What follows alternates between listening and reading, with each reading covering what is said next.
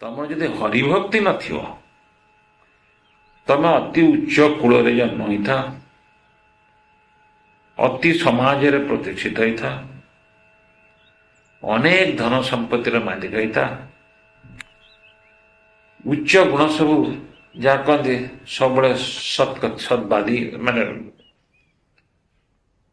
ସବୁବେଳେ ସତ୍ୟ କଥା, ସତ୍ ଚିନ୍ତା, এইଭଳି ଭାବରେ ତୁମେ ସାତ୍ତ୍ୱିକ ଜୀବନ ଯାପନ କରୁଥାଅ, ସଦାଚାର ସମ୍ପନ୍ନ ଜୀବନ ଯାପନ କରୁଥାଅ।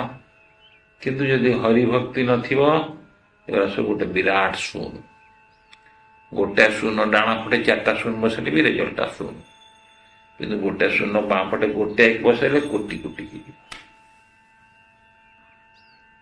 ଅପର ପକ୍ଷରେ ଯଦି ହରିଭକ୍ତି ଥାଇ ତୁମେ କିଛି କାମ କରିବ, ସେଇଟା ସାତ୍ତ୍ୱିକ ମନେ ନହେଲେ ମଧ୍ୟ ସେଇଟା ମଙ୍ଗଳକାର।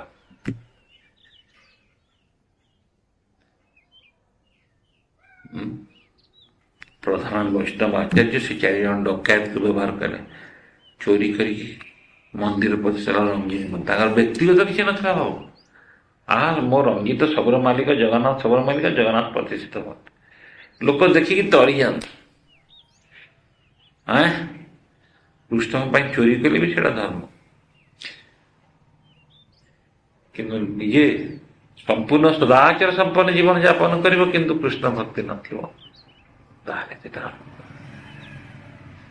ହରି ହରି।